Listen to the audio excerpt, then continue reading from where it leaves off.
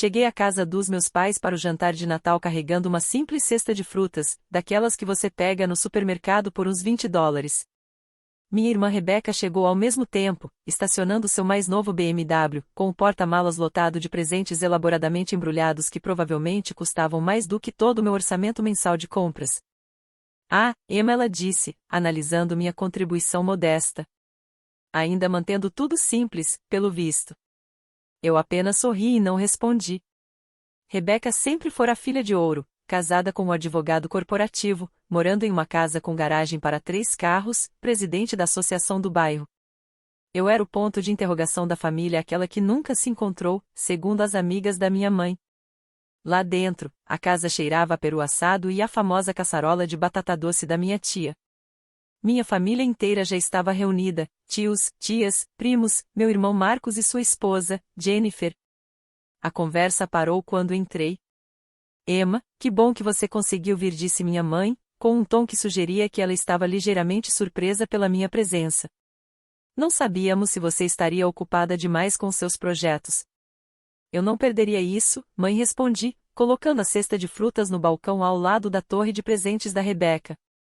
Meu tio Richard já estava na 3ª dose. Então a Emma ainda está fazendo aquela coisa da internet. Como é mesmo que chama? E-commerce, respondi baixinho. Isso. Vender coisas online. Meu vizinho faz isso também. Tira uns trocados por mês com artesanato. Ele riu. Bom hobby. Sentei-me no sofá e aceitei a taça de vinho que minha prima me ofereceu. A TV passava o noticiário local ao fundo. Todos já tinham voltado a comentar o mais novo feito da Rebeca. Ela havia sido destacada por uma revista local como uma das 40 abaixo de 40 profissionais de destaque. O fotógrafo levou 3 horas para conseguir a foto perfeita, dizia Rebeca, mostrando o celular. Eles queriam tudo impecável para a capa. Estamos tão orgulhosos, disse meu pai, radiante. Ser capa, isso é sucesso de verdade.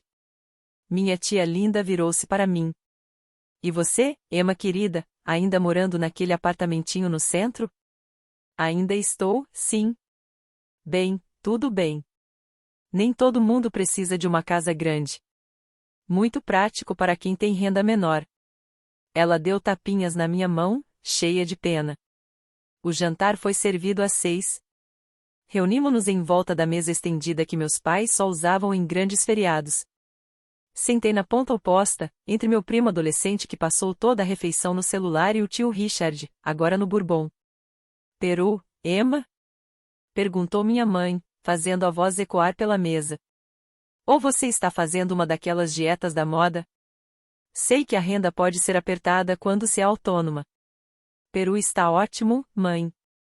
Rebeca, sentada no lugar de honra ao lado do meu pai, dominava a conversa falando sobre sua próxima viagem às Maldivas. O resort é exclusivo, ela explicou. Você só consegue reservar um quarto se for recomendado por um membro existente.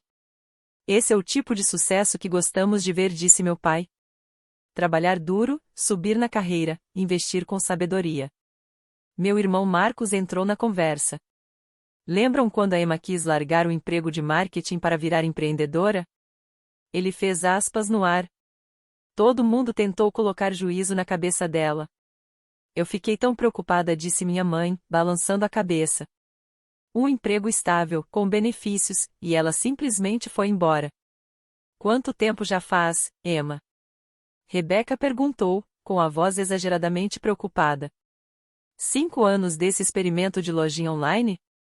6, respondi, cortando um pedaço do peru. 6 anos. Ah, querida, você não acha que já está na hora de considerar voltar para uma carreira de verdade? Posso perguntar ao Douglas se a firma dele tem alguma vaga administrativa abrindo. Douglas, o marido da Rebeca, que tinha chegado mais tarde por causa de uma ligação importante, assentiu de forma condescendente. Sempre feliz em ajudar a família. Todos precisamos ser realistas sobre nossas limitações. Tomei um gole de água e continuei em silêncio. A refeição seguiu com vários familiares compartilhando suas conquistas. Marcos tinha recebido outra promoção. Jennifer tinha sido eleita para o conselho escolar. Meu primo tinha entrado para a lista de honra da faculdade. A cada poucos minutos, alguém olhava para mim com o que provavelmente achavam ser gentileza, mas que mais parecia pena. É importante saber quando desistir, disse o tio Richard em voz alta, apontando o garfo para mim. Correr atrás de sonhos é ótimo quando você é jovem, mas chega uma hora em que precisa aceitar a realidade. Ter um salário fixo. Construir uma aposentadoria. Ser responsável. Emma sempre foi uma sonhadora. Lembram quando ela era pequena? Acrescentou a tia Linda. Vivendo em mundos de fantasia, inventando histórias. Algumas pessoas nunca superam isso. Depois do jantar, fomos para a sala para sobremesa e café. A televisão ainda estava ligada, agora com o noticiário da noite. Minha mãe tinha feito sua famosa torta de maçã, e Rebeca estava descrevendo a nova reforma da cozinha, que custará mais do que o salário anual de muita gente. Bancadas de mármore da Itália, ela dizia. O instalador disse que eram as melhores com que ele já tinha trabalhado. Claro, você precisa investir em qualidade quando tem condições. Aceitei um pequeno pedaço de torta e fui me sentar na poltrona do canto, aquela um pouco gasta e virada para longe do círculo principal da família. Emma, querida, disse minha mãe, você já pensou em fazer alguns cursos de negócios? Talvez aprender habilidades de verdade. Eu me preocupo em ver você vivendo de mês a mês nessa idade. Estou bem, mãe. Bem não é suficiente, meu pai interveio. Você tem 34 anos. Já deveria estar estabelecida. Olhe para sua irmã, casa, carro, investimentos, respeito na comunidade. Isso é o que sucesso significa. Rebeca sorriu modestamente. Eu trabalhei muito, fiz escolhas inteligentes, segui um caminho comprovado. Exatamente, disse Douglas. O caminho comprovado, não esses esquemas rápidos de ficar rico na internet. A esposa do meu primo, Amanda, resolveu opinar. Li um artigo sobre negócios online. A maioria fecha no primeiro ano. E os que sobrevivem mal ganham salário mínimo quando você calcula as horas trabalhadas. É isso que venho dizendo, afirmou minha mãe, a voz subindo de frustração. Emma, você está desperdiçando seus melhores anos de rendimento. Pense no seu futuro. Você não tem aposentadoria, não tem imóvel, não tem segurança. Tio Richard ergueu o copo. Aqui está o que eu penso, Emma. Ele fez uma pausa dramática.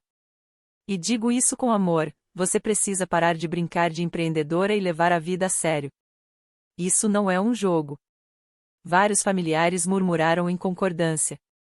Sentei-me. Meu prato de torta estava quase intacto. A sala parecia menor, as paredes se fechando com toda aquela preocupação, julgamento e certeza absoluta de que entendiam minha vida melhor do que eu. Brincando de empreendedora com sua lojinha online, disse Rebeca, rindo. Desculpe, mas é exatamente isso. Brincadeira. Todos somos educados demais para dizer isso diretamente, mas alguém precisa dizer, para o seu próprio bem. A sala ficou em silêncio por um momento. Então minha tia Linda falou com suavidade. Nós te amamos, Emma. Por isso é tão difícil assistir a isso. Você está velha demais para ficar brincando assim. Brincando, repetiu meu pai.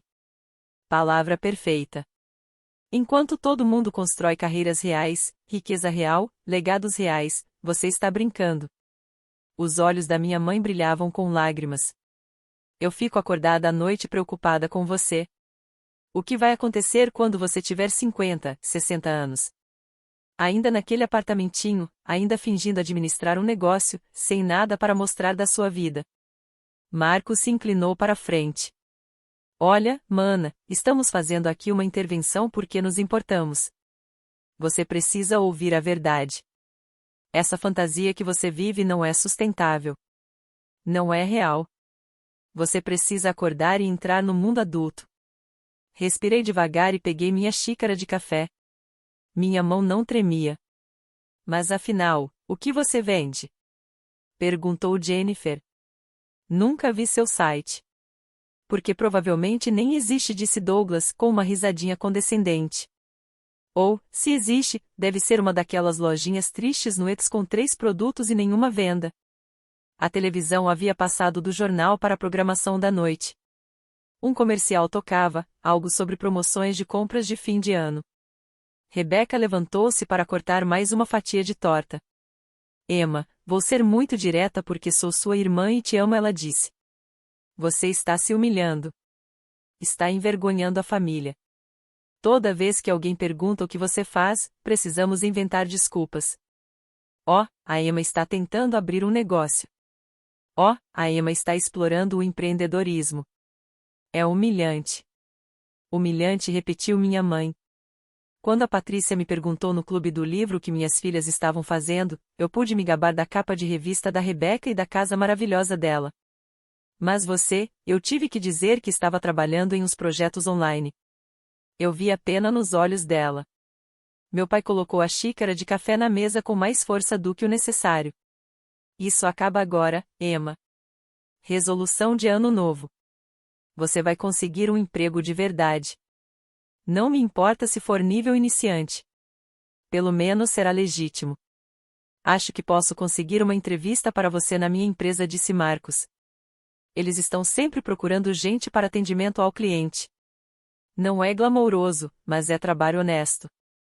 Trabalho de verdade. O comercial terminou.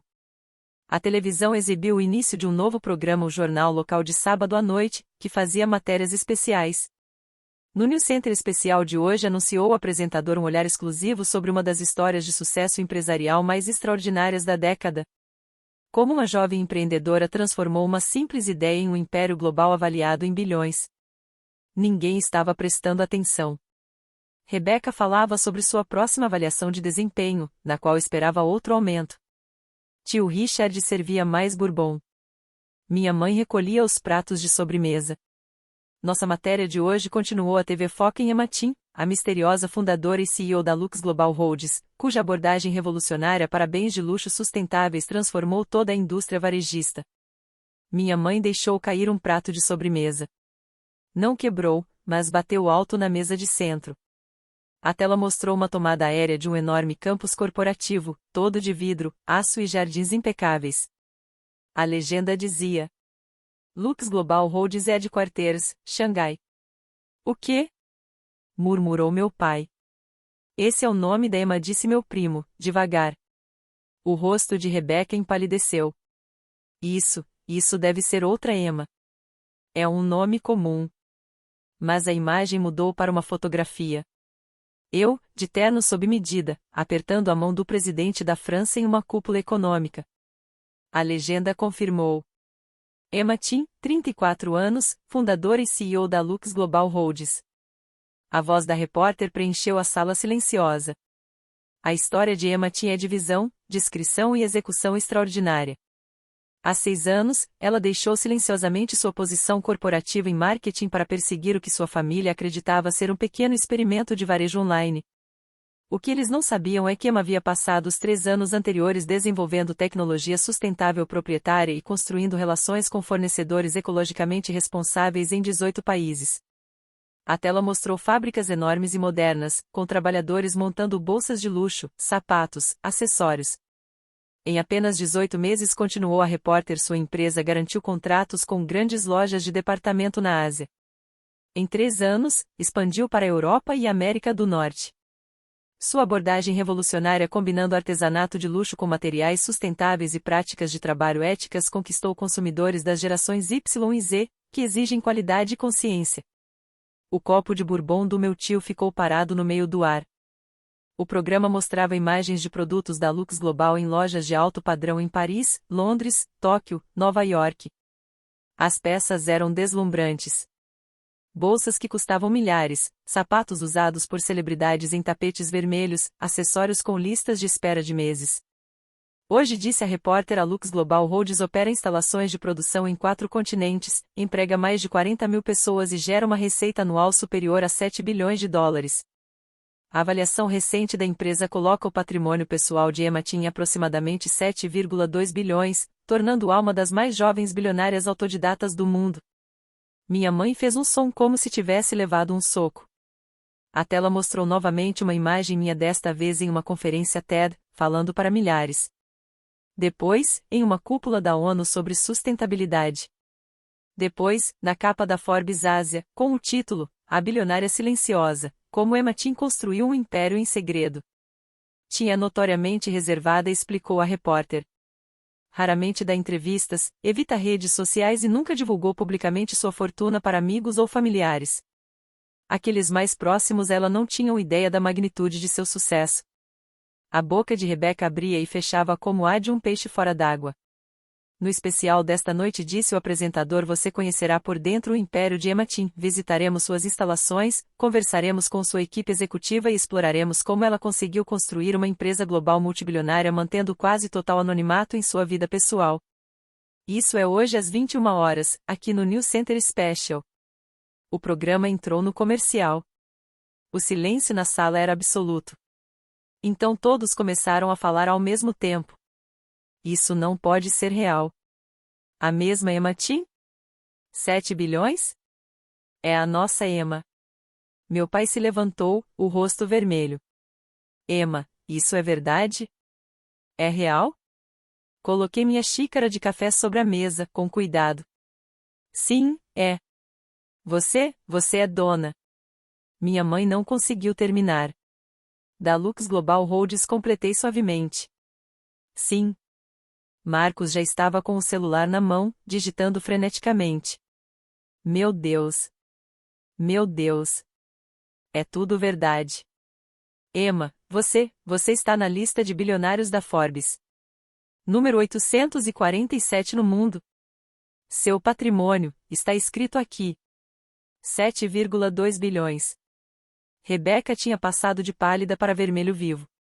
Você deixou a gente, você sentou aqui e deixou a gente me ridicularizar? Completei com calma. Sim. Douglas rolava a tela do celular com as mãos tremendo. A Lux Global acabou de anunciar uma nova iniciativa de moda sustentável com a União Europeia. Financiamento de 200 milhões de euros. Emma, você se encontrou com a comissária da UE no mês passado. Sim, confirmei. Minha tia linda estava chorando. Lágrimas mesmo. A gente achou que você era pobre. Achamos que você estava fracassando. Eu sei. Tio Richard virou o Bourbon de uma vez. Aquele apartamento em que você mora.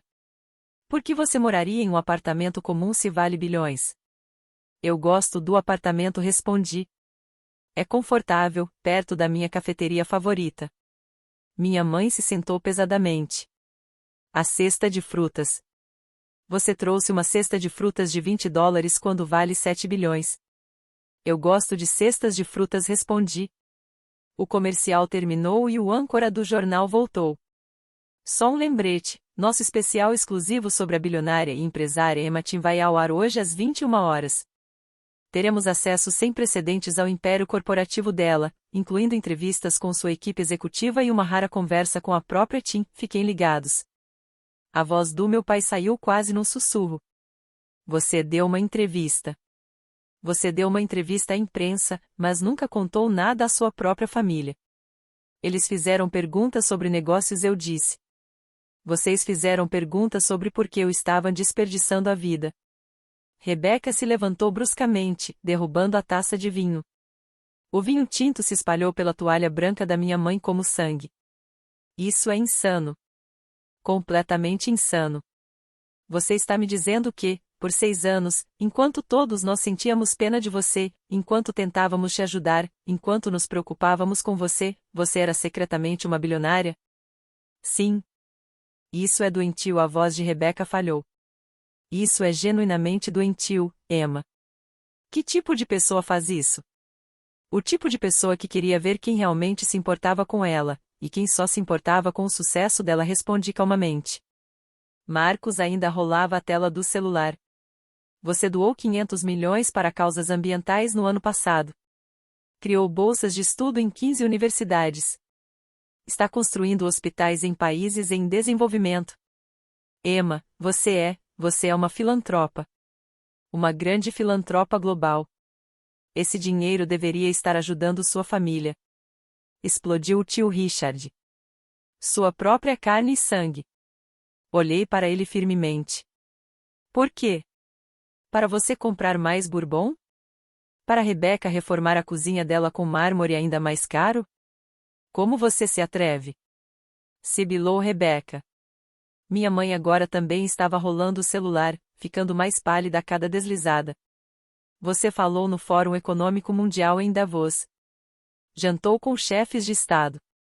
Possui propriedades em 12 países. Emma, você tem uma ilha. 2 ilhas, corrigi. A segunda é menor. Eu uso para pesquisas de conservação marinha. Meu pai afundou de volta na cadeira. Todas aquelas vezes em que tentamos te ajudar, te oferecemos empregos, te oferecemos dinheiro. Eu me lembro, respondi. Jennifer falou, a voz trêmula. No ano passado, no último Natal. Eu te dei um cartão presente da Target porque achei que você precisava de ajuda com mantimentos. Eu usei e disse. Comprei toalhas muito boas. Obrigada. Douglas estava pálido. Minha firma, eu te ofereci um cargo administrativo na minha firma. Eu sou advogado, ganho 300 mil por ano, e te ofereci, ai meu Deus. Foi gentil da sua parte oferecer, respondi. Eu disse. A Amanda, esposa do meu primo, estava lendo no celular. O Business Insider diz que você é a empreendedora mais subestimada da década. A Fortune diz que você está reescrevendo as regras do luxo sustentável. O Wall Street Journal publicou um perfil te chamando de a bilionária da porta ao lado, porque você é tão normal na vida pessoal. Eu sou normal, respondi. Normal? Gritou Rebeca. Você vale 7 bilhões. Emprega 40 mil pessoas. Faz parte do Conselho Consultivo da ONU para Desenvolvimento Sustentável. Isso não é normal. A riqueza não é normal, concordei. Mas eu sou a mesma pessoa que era há 6 anos. A mesma pessoa que eu era hoje à tarde, quando vocês estavam me explicando todos os meus fracassos. A campainha tocou, fazendo todos pularem. Minha mãe, se movendo como se estivesse sonâmbula, foi atender. Voltou acompanhada por um homem e uma mulher vestidos profissionalmente, carregando equipamentos de câmera caríssimos. Senhorita Tim, disse a mulher, sorrindo para mim. Sou Sarah Winters, do News Center. Conversamos na semana passada sobre gravar algumas imagens suas em um ambiente familiar casual para o especial de hoje à noite. Espero que ainda seja um bom momento. A sala explodiu. Você planejou isso, disse meu pai. A equipe de reportagem sabia, acrescentou minha mãe. Levantei-me. Eu disse a eles que estaria com a família no Natal. Eles perguntaram se poderiam filmar alguns minutos de interação familiar normal para o especial. Para humanizar a história. Humanizar? Repetiu Marcos, atordoado. Sarah montava a câmera, totalmente profissional. Precisamos só de uns 5 minutos. Bem casual. Apenas a Emma com sua família, mostrando que, apesar do enorme sucesso, ela valoriza suas raízes e mantém laços familiares próximos. A ironia era tão espessa que dava para cortar com uma faca. Não podemos, disse Rebeca, entrando em pânico. Não podemos aparecer na câmera. Não agora. Não depois de termos passado as últimas 3 horas dizendo que você era um fracasso. Douglas assumiu a postura de advogado, calculando freneticamente. Emma, talvez devêssemos conversar. Senhorita Tim, Sarah interrompeu. Estamos com o tempo apertado. O especial vai ao ar em 3 horas e ainda precisamos editar. Podemos começar? Olhei ao redor. Minha família me encarava, chocada, horrorizada, calculando, envergonhada. Na verdade, eu disse, acho que este não é o ambiente certo, afinal. Minha família está processando algumas notícias inesperadas. Sarah observou a sala, captando tudo com o olhar afiado de uma jornalista. Entendo. Devemos remarcar? Não é necessário, respondi. Vocês já têm bastante material do campus corporativo, das visitas às fábricas, das entrevistas com os executivos. Isto aqui? Apontei para minha família congelada, não é essencial. Se você tem certeza, disse Sarah, já guardando o equipamento, percebendo uma história que não poderia contar. Quando a equipe foi embora, o silêncio voltou. Mas era diferente agora, pesado, cheio de recalculações, do som silencioso de visões de mundo desmoronando, das tentativas desesperadas de cada um reescrever sua própria narrativa. Minha mãe foi a primeira a falar, com a voz artificialmente animada. Bem, isso é uma notícia maravilhosa. Emma, querida, por que não nos sentamos todos e você nos conta sobre o seu negócio? Adoraríamos ouvir tudo. Adorariam mesmo? Perguntei. Claro. Somos sua família. Sempre te apoiamos. Sorri tristemente. 3 horas atrás vocês disseram que eu estava envergonhando a família. Eu não quis dizer. Começou minha mãe. Quis sim, respondi com suavidade. Todos vocês quiseram. Cada palavra. Rebeca tinha recuperado um pouco da compostura. Emma, você precisa entender como isso parece do nosso ponto de vista. Você nos enganou deliberadamente. Eu não enganei ninguém, corrigi. Vocês assumiram que eu estava fracassando. Eu simplesmente não corrigi suas suposições. Isso é enganação por omissão. A voz de Rebeca começava a subir. É mesmo? Perguntei. Quando você virou presidente da associação do condomínio, me contou cada detalhe da campanha.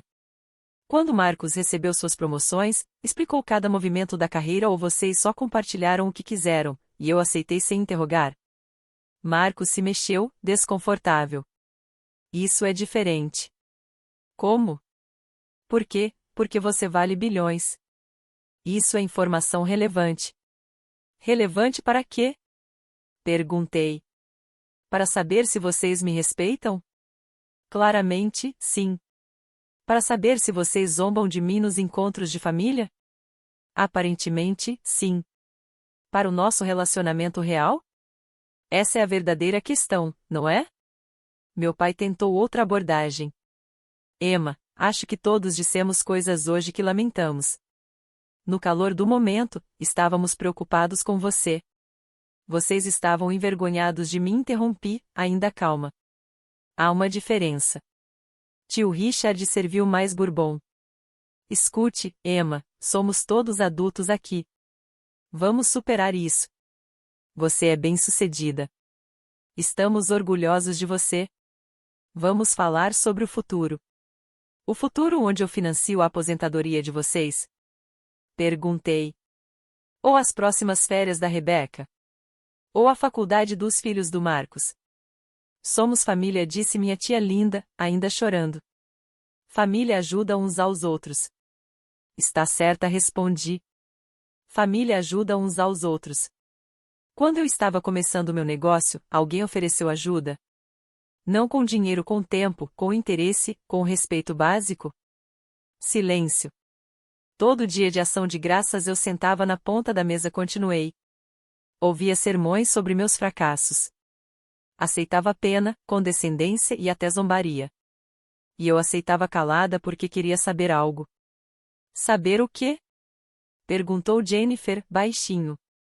Quem vocês realmente eram, respondi. Se algum de vocês me amava por quem eu sou, ou se só amam o sucesso. O rosto da minha mãe desabou. Isso não é justo. Não é? Perguntei. Rebeca, você disse que eu envergonhava a família. Pai, você chamou meu trabalho de vida de brincadeira. Marcos, você organizou uma intervenção. Que parte disso era amor? As mãos de Rebeca tremiam. Você podia ter contado. Podia ter confiado na gente. Confiar para quê? Perguntei. No meu sucesso. Para vocês poderem reivindicar crédito por me apoiarem? Para pedirem dinheiro? Para se gabarem para os amigos? Isso é cruel, sussurrou Rebeca. É mais cruel do que rir dos sonhos de alguém? Perguntei. Mais cruel do que presumir que alguém está fracassando sem sequer perguntar? Mais cruel do que oferecer pena em vez de orgulho? Douglas pigarreou. Emma, do ponto de vista legal. Eu tenho advogados excelentes, Douglas, interrompi. Entre os melhores do mundo. Se você está prestes a oferecer seus serviços, não estou interessada. O rosto dele empalideceu. Meu telefone vibrou. Olhei a tela, Uma mensagem da minha assistente executiva. O especial do telejornal está começando, avisei. Se quiserem assistir, fiquem à vontade. Se não, vou embora quando terminar. Ninguém se mexeu. Aumentei o volume da televisão. O logo do News Center Special apareceu, seguido de música dramática e imagens aéreas da minha sede corporativa. Durante a hora seguinte, minha família ficou sentada em silêncio absoluto enquanto o programa revelava toda a dimensão do meu império. As fábricas que empregavam milhares, as práticas sustentáveis premiadas internacionalmente, a fundação filantrópica que eu havia criado, que já tinha doado mais de US$ 1 bilhão para causas ambientais e educacionais, as parcerias com governos e ONGs, os laboratórios de inovação desenvolvendo novos materiais, os programas para funcionários oferecendo plano de saúde completo, benefícios educacionais e participação nos lucros. Mostraram imagens minhas falando em conferências, visitando instalações, encontrando líderes mundiais. Entrevistaram minha equipe executiva, pessoas impressionantes, com diplomas de Harvard e Oxford que falavam sobre minha visão e liderança com respeito genuíno. Cobririam minha vida pessoal com delicadeza, meu apartamento modesto, a ausência de redes sociais, meu estilo de vida discreto. Emma Chin, disse o repórter, é talvez a bilionária mais reservada do mundo. Ela dirige um sedã de 5 anos. Faz compras em supermercados comuns. Seus vizinhos não fazem ideia de quem ela é. Por todos os relatos, continua sendo a mesma pessoa que era antes de seu sucesso extraordinário. O especial terminou com imagens minhas na inauguração de um novo hospital no Camboja, financiado inteiramente pela minha fundação. Crianças corriam, riam. Eu estava ajoelhada na terra conversando com uma menininha. Sem seguranças visíveis, sem câmeras, apenas um momento genuíno que alguém tinha registrado. Emma Chin, concluiu o repórter, prova que sucesso extraordinário não exige um ego extraordinário. Em uma era de influenciadores e autopromoção, ela construiu um império em silêncio. E talvez essa seja a parte mais notável de sua história. Os créditos rolaram. A sala permaneceu em silêncio por um longo momento. Então minha mãe falou, com a voz quebrada. Você construiu um hospital. 12 hospitais, corrigi, baixinho. Até agora.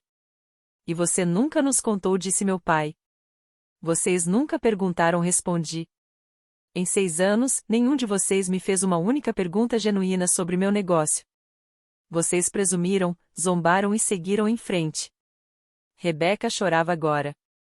Eu chamei o seu trabalho de brincadeira de faz de conta. Chamou, confirmei. Sinto muito, Rebeca murmurou. Você sente muito pelo que disse, ou por ter estado errada? Perguntei. Ela não respondeu. Levantei-me. Eu vou embora agora. Emma, espera, minha mãe se levantou também. Por favor, precisamos conversar sobre isso como uma família. Uma família? Olhei ao redor da sala. É isso que vocês acham que somos? Porque, durante 6 anos, eu me senti uma estranha nesses encontros. A filha decepcionante, a empreendedora fracassada, aquela de quem vocês tinham pena. A gente não entendia. Disse minha tia linda. Vocês não tentaram entender, corrigi. Há uma diferença. Marcos ficou de pé. O que você quer de nós, Emma? Sério. Nós erramos. Estamos arrependidos. O que mais podemos dizer? Nada, respondi. Não há nada a dizer. Vocês mostraram exatamente quem são. Para vocês, sucesso importa mais do que caráter. Riqueza importa mais do que gentileza. Status importa mais do que essência. Isso não é verdade, protestou meu pai. Não? Perguntei devagar. Então por que nenhuma pessoa nesta sala me defendeu hoje? Antes do especial do noticiário, quando todos estavam me atacando, zombando de mim, organizando intervenções, onde estava o amor incondicional? Onde estava o anti-apoiamos mesmo assim? Onde estava o respeito básico? Ninguém respondeu. Peguei meu casaco. Vou continuar vivendo minha vida exatamente como sempre vivi. Mesmo apartamento, mesma rotina, mesma privacidade. A única diferença é que agora vocês sabem. E vão ter que conviver com a forma como me trataram quando pensavam que eu não era ninguém. Você não é ninguém, disse minha mãe, desesperada. Você é minha filha. Então haja como tal, respondi. Não porque sou bem-sucedida, não porque apareci na TV, mas porque sou um ser humano que sempre mereceu respeito básico. Caminhei até a porta. Emma chamou Rebeca: o que acontece agora, com a gente? Parei, a mão na maçaneta. Isso depende de vocês. Vocês podem continuar tratando o sucesso como a única coisa que importa, ou podem refletir seriamente sobre por que trataram um membro da família tão mal por tanto tempo. De qualquer forma, é escolha de vocês. Vamos te ver de novo? Perguntou minha mãe, a voz pequena. Eu não sei, respondi com honestidade. Preciso de um tempo para pensar se quero continuar me expondo a julgamento e zombaria. Mesmo bilionários têm sentimentos, mãe. Talvez ainda mais aqueles que lembram perfeitamente como foi ser tratado como um fracasso pelas pessoas que deveriam amá-los mais. Abri a porta. O ar frio de dezembro entrou. Feliz Natal, disse. E fui embora. Atrás de mim, ouvi minha mãe começar a chorar. Ouvi meu pai tentando consolá-la. Ouvi Rebeca dizendo algo sobre me ligar amanhã, sobre resolver isso, sobre família. Mas eu simplesmente caminhei até meu carro, meu sedã modesto de 5 anos, pago à vista, mas que nunca impressionou ninguém, e dirigi para longe. Meu celular começou a vibrar antes mesmo de eu chegar na rodovia. Mensagens de familiares. Ligações. Coloquei tudo no silencioso. Em vez disso, liguei para meu assistente executivo. Oi, David, disse. O especial do noticiário foi bem? Perfeitamente, ele respondeu. Já estamos vendo aumento no interesse pela marca. A equipe de PR estava lidando com pedidos de entrevista de grandes veículos. Era exatamente o que queríamos. Ótimo, eu disse. E os planos de expansão do primeiro trimestre? Prontos para sua revisão na segunda de manhã. A unidade de Tóquio está adiantada. Os acordos de parceria em Mumbai foram finalizados. Estamos projetando o crescimento de 18%. Excelente trabalho. Desliguei e continuei dirigindo pelas ruas silenciosas. Luzes de Natal brilhavam nas janelas. Famílias reunidas em casas aconchegantes. Pessoas normais vivendo vidas normais, provavelmente sem pensar em impérios bilionários, traições familiares ou no preço do sucesso. Meu telefone vibrou de novo. Dessa vez, olhei. Uma mensagem da Rebeca: por favor, me liga. Eu estou tão arrependida. Não sei nem o que dizer. Fui horrível. Me deixa pedir desculpas direito. Outra do Marcos: eu estava errado sobre tudo. Podemos conversar? Uma da minha mãe: eu te amo. Me desculpa. Por favor, nos perdoe. Até uma do tio Richard: você tinha razão sobre o comentário do Bourbon. Me desculpa. Guardei o telefone. Agora eles estavam arrependidos. Agora que sabiam. Agora que os números eram reais. Agora que tinham me visto na televisão apertando mãos de presidentes, construindo hospitais e empregando milhares. Mas teriam eles se arrependido se eu tivesse continuado sendo aquilo que achavam que eu era? Uma empreendedora fracassada em um apartamento pequeno com uma lojinha online modesta? Eu já sabia a resposta. As luzes da cidade ficaram para trás enquanto eu seguia em direção ao meu apartamento tranquilo, minha vida simples, meu império privado que nunca precisou da validação deles e certamente não precisava do respeito tardio. Amanhã, eu acordaria para administrar uma empresa de 7,2 bilhões. Tomaria decisões que afetariam 40 mil funcionários em 4 continentes. Revisaria doações filantrópicas, planos de expansão e iniciativas de sustentabilidade. E faria tudo isso sem o peso das expectativas familiares, sem o julgamento deles, sem a necessidade desesperada de provar algo a pessoas que já tinham provado que valorizavam sucesso mais do que essência. A estrada se estendia diante de mim escura, silenciosa e cheia de possibilidades. E pela primeira vez em 6 anos, eu me senti completamente, perfeitamente,